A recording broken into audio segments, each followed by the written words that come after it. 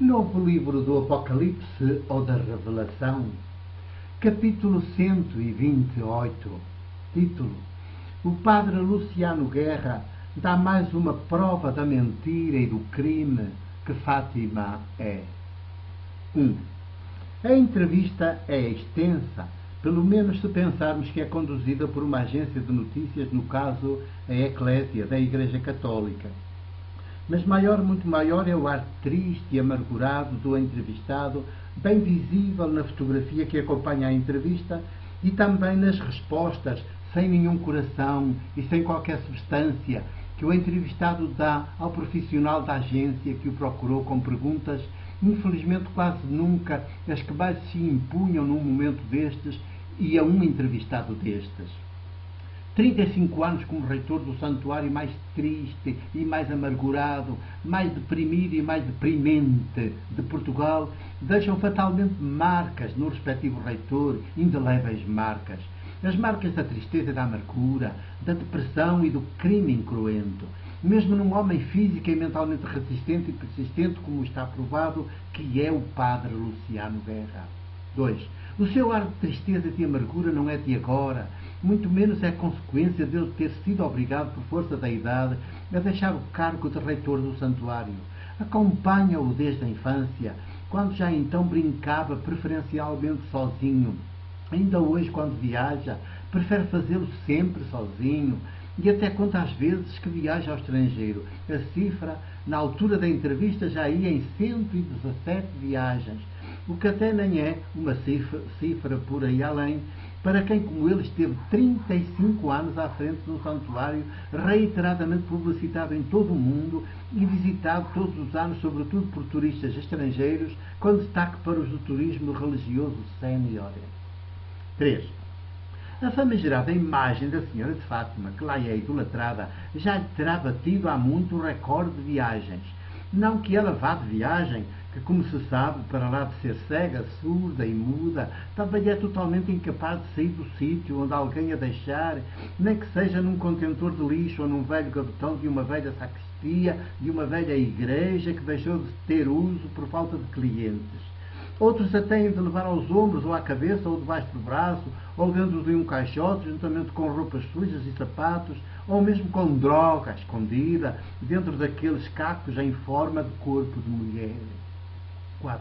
Escandalizam-se. Mas de onde pensam que vêm tantos milhões de euros e de dólares, ano após ano, para o santuário? Apenas das ofertas prometidas em horas de aflição e de aperto pelos devotos, pelas devotas, sem terem onde cair mortos? Ainda são assim tão ingênuos? 5. Outras vezes, e nessa altura é notícia nos grandes média, ela viaja como turista VIP num avião propositadamente fretado para o efeito, como sucedeu quando tiveram de a transportar ao Vaticano para satisfazer um infantil capricho do Papa João Paulo II, de má memória, pelo menos, no que respeita a este caso da Senhora de Fátima e a outros relacionados com a moral sexual e a situação das mulheres na Igreja. Não o escrevo com agressividade nem azedume. Escrevo com pena, muita pena. Por João Paulo II primeiro e pelas populações não evangelizadas e não ilustradas que foram doutrinalmente enganadas por ele. 6. Escrevo também com cólera, a mesma de Jesus, que todos podemos ver a qualquer momento naquela sua passagem pelo Templo de Jerusalém, de chicote em punho, a expulsar os vendilhões e a derrubar as mesas dos comerciantes, sacerdotes e seus acólitos que o eram em nome de Deus e por isso faziam daquele espaço pretensamente sagrado um covil de ladrões. E não só, também um covil de mentira e de alienação, pior, de assassínio. E a prova é que foi o templo, na pessoa dos seus sumos sacerdotes, que assassinou, crucificou Jesus em conluio com Pilatos, o do Império de Roma, a mesma cidade onde hoje pontifica o Papa Bento XVI, seu sucessor, pelo menos no Fausto, no poder monárquico imperial absoluto, no moralismo dogmático, no fundamentalismo religioso e no do pensamento teológico. 7.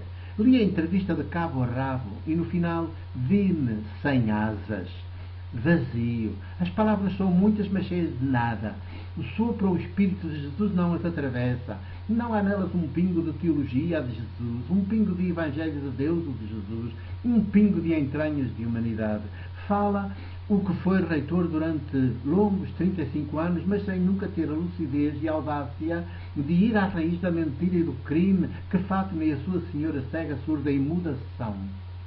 Tudo, mas mesmo tudo, está a gritar a mentira e o crime, que tudo aquilo é desde o início. Olha, a começar pelas chamadas Memórias da Irmã Lúcia, o maior atentado à inteligência humana, à fé de Jesus e à sua teologia, e a culminar na chamada documentação crítica de Fátima, meticulosamente preparada e publicada pelo Santuário, sob a batuta do respectivo reitor, Padre Luciano Guerra, agora afastado por força da idade. Se as memórias e a documentação crítica forem lidas com olhos de entender nas linhas e nas entrelinhas, qualquer pessoa minimamente esclarecida e dotada de um pouco de sentido crítico logo dará pela marosca, e que marosca! 9. Da documentação crítica de Fátima, por exemplo, basta-lhe ler, estudar o primeiro e o segundo volumes. Aliás, tanta documentação junta e toda ela saída das mentes e das mãos de clérigos empenhados em impor Fátima ao país e ao mundo, só poderá fatalmente provar o contrário do que pretende. A verdade não precisa de tanta documentação crítica. Só a mentira que se quer fazer passar por verdade. 10. Em Jesus, do Evangelho de João, eu sou o caminho, a verdade e a vida. A verdade é Ele próprio, antes de mais, nas suas práticas políticas e teológicas, maiúticas. É todo o seu ser viver entre nós e connosco, como o pão partido e o vinho derramado pela vida dos povos e do mundo. É assim que a verdade, na pessoa dele, sempre se apresenta desarmada, diante dos sumos sacerdotes do templo, do rei Herodes, de Pilatos e do povo que todos eles juntos e cada qual à sua maneira mantinham dominado, alienado, sequestrado a vida inteira. 11. Logo todos eles, como agora o padre Luciano Guerra e os bispos fatimistas mailos da Universidade Católica que dão cobertura a esta mentira e a este crime, ficaram e ficam aos papéis perante a verdade assim vestida de ser humano desarmado. Todos ficaram e ficam sem saber o que fazer para depressa a silenciarem e desautorizarem. E como Jesus, a verdade nunca se deixou subornar por eles, nem jamais se passou para o bando deles, a solução só podia ser a que foi, matá-lo na cruz, para que nunca mais alguém se lembrasse dele, da luz verdade que ele é, que foi e será, e continuassem a ter como verdade a mentira e o crime deles, que todos eles habilmente gerem, a coberto do nome de Deus, ou a coberto de todo aquele Fausto e de todo aquele poder esmagador e assassino das armas, ou do dinheiro concentrado e acumulado em poucas mãos, ou dos anátemas e das excomunhões, quando não também o das fogueiras da Inquisição, sempre que preciso. 12. Nesta longa entrevista, o padre Luciano Guerra dá mais uma prova da mentira e do crime que Fátima e a sua senhora são. Saiu-lhe espontânea, sem ele se dar conta do que disse. Aliás, ele dila a pensar que dá ainda mais uma prova da verdade de Fátima. E acabou a dar, sem querer, uma prova mais sim, mas da mentira e do crime que tudo aquilo é desde 1917. Ora, leiam, com olhos a entender, a resposta que ele dá a uma inocente pergunta da Eclésia que pretendia saber se a avó e o pároco do padre Luciano Guerra tinham assistido às aparições de 13 de outubro de 1917. 13. Eis a resposta. O meu pároco contava-me muita vez o que viu neste santuário. Ele era natural de Reguengo de Fetal, situa-se a 10 km de Fátima, e foi com alguns peregrinos que ficaram na casa de seus pais naquela noite. Aparelhou a égua e meteu-se no caminho com os peregrinos. Choveu toda a noite e toda a manhã. Num determinado momento, um indivíduo tira o relógio e diz para os outros que era meio-dia, hora da aparição. Nessa altura, começou a ver o sol a desandar, tira-se do céu e vem contra mim. Só tive tempo de me ajoelhar na lama e dizer: meu Deus, perdoai-me que eu morro aqui. E foi assim que se passou o milagre do sol para o meu pároco. 14. Digam-me lá, já alguma vez tinham lido tamanha infantilidade, tamanha ausência de sentido crítico, tamanha febre de milagrismo, tamanha encenação narrativa para que se acredite que Sol bailou sem de facto ter bailado, de resto uma impossibilidade física absoluta. Tamanha falta de sanidade mental, tamanha falta de lucidez humana, tamanha falta de fé a de Jesus para mais num padre católico. Tamanha crendice, tamanha manifestação de infantilismo clerical, tamanha injúria ao santo nome de Deus que é aqui apresentado como Deus de terror e fonte de terror. 15. Pensem ainda um pouco mais. Não mostra a saciedade este episódio assim recordado e relatado em outubro de 2008 pelo próprio padre Luciano Guerra, que o clero da região esteve de facto todo envolvido e metido até aos ossos na fabricação do teatrinho das aparições de Fátima.